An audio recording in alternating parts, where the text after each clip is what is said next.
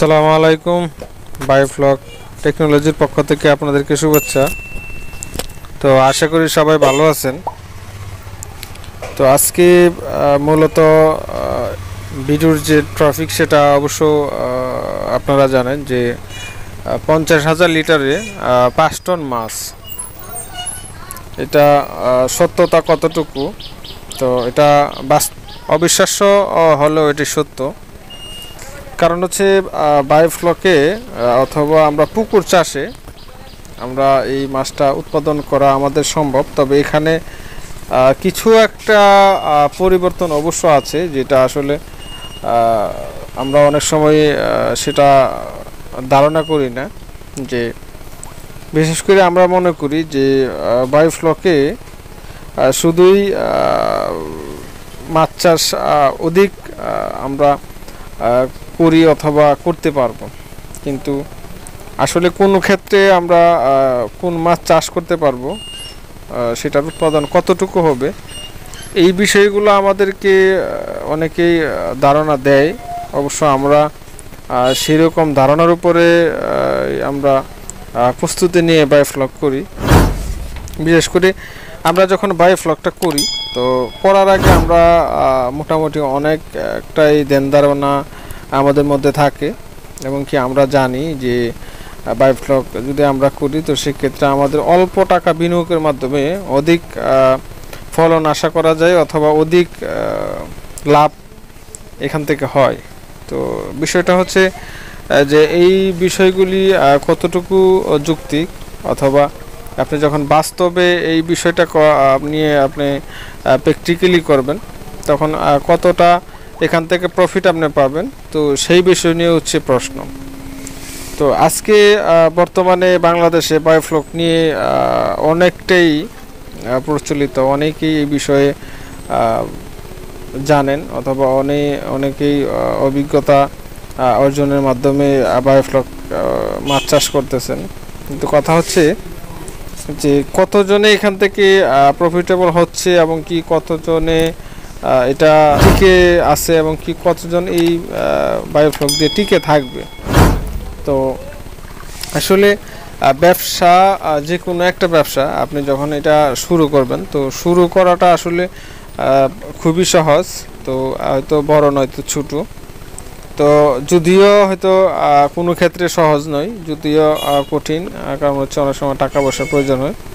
তো সেই টাকা পয়সা বিনিয়োগ করার পরে যখন আপনি এখান থেকে ভালো একটা প্রফিট আপনি না পাবেন, আপনার পারিশ্রমিকের যে একটা ফল যতটুকু আসার কথা ঠিক ততটুকু যদি এখান থেকে আপনি না পান, সেক্ষেত্রে এই ব্যবসার প্রতি আপনার মনোযোগ অথবা যে টাকা এখানে ইনভেস্ট করেছেন সেই টাকার জন্য অথবা আপনার মানসিকভাবে একটা আপনি চাপে পড়তে পারেন, অথবা আমরা যে বিষয়ের উপরে আস্থা রাখি, তো সেই বিষয়টা যদি আমাদের সাকসেসফুলিভাবে না হয়, তো সেক্ষেত্রে আমাদের এখানে অনেকটাই ক্ষতিগ্রস্ত হব অথবা হতে পারি বলে আমি মনে করি।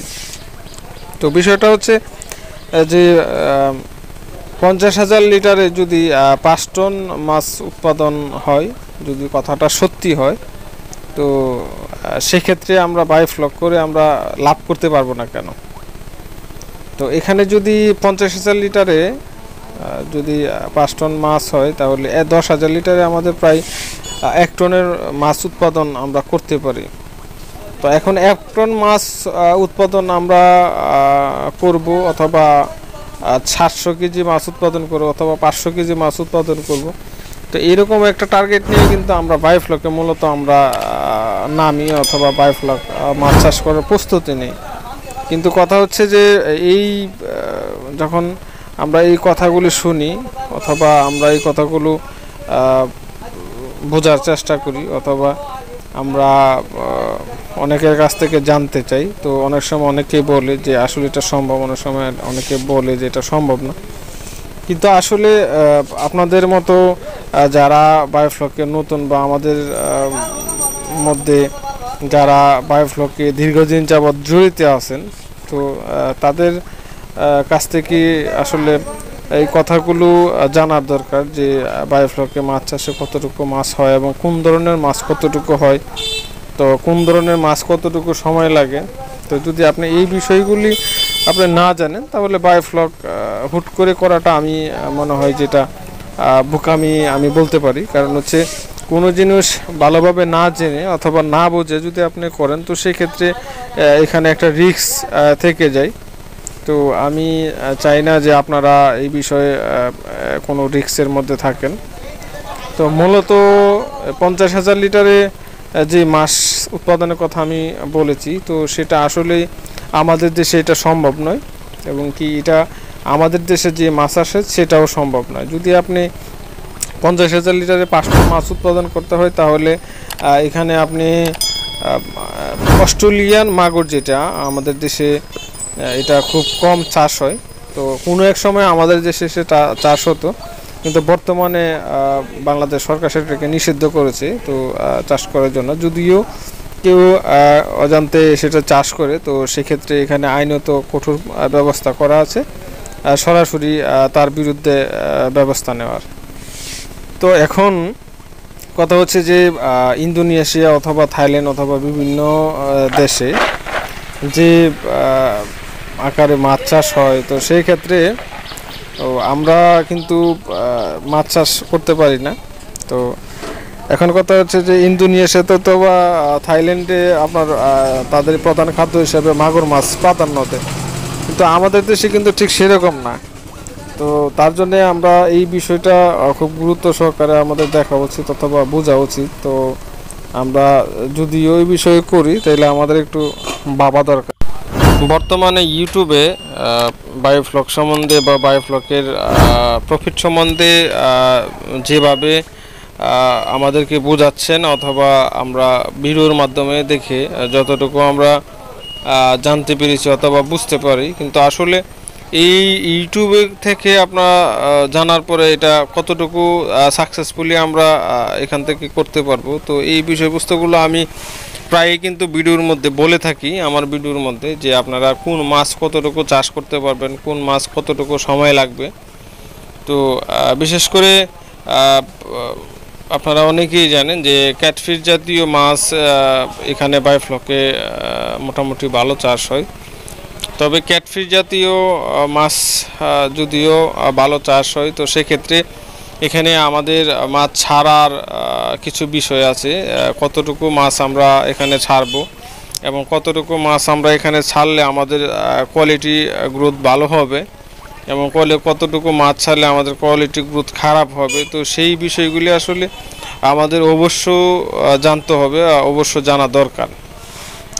তো বিশেষ করে অনেকে কই তেলাপিয়া করতেছেন, কিন্তু কথা হচ্ছে ভাই কই তেলাপিয়া, শিং, মাগুর অথবা অনেকে শৈল করতেছেন, কিন্তু বর্তমানে বাংলাদেশে আসলে বায়োফ্লকে যেই ধরনের আমরা গুণগান শুনতেছি অথবা আমরা যতটুকু আশা করি, কিন্তু এই গুণগান আসলে কতটুকু সত্য এবং কি এটা কতটুকু আমরা এখান থেকে আশা করতে পারি, তো এই বিষয়গুলি আসলে আমি প্রায়ই আপনাদেরকে সতর্ক করে থাকি যে কেউ হুট করে বায়োফ্লক করবেন না। তো বায়োফ্লক করার আগে একটু ভাববেন, একটু চিন্তা করবেন। আর মাছ আসলে বিশেষ করে যদি আপনি চাষ করেন, তো মাছ অথবা পুকুরে বা বায়োফ্লকে অনেকেই বলে যে বায়োফ্লকে মাছ অনেক বেশি হয়, কিন্তু যদিও বায়োফ্লকে মাছ বেশি হয় সেক্ষেত্রে বায়োফ্লকের খরচ অনেক। তো সেই খরচে আমরা যখন আমরা মাছ চাষ করি, চাষ করার পরে কতটুকু খাবার লেগেছে, কতটুকু আমাদের মোলাসেস লেগেছে, কতটুকু লবণ লেগেছে, আসলে সব কিছু মিলানোর পরে আপনি দেখবেন যে আপনার 1 মাস অথবা 2 মাস মাছ ছাড়ার পরে কতটুকু খাবার খেয়েছেন, কতটুকু খরচ করেছেন এখানে।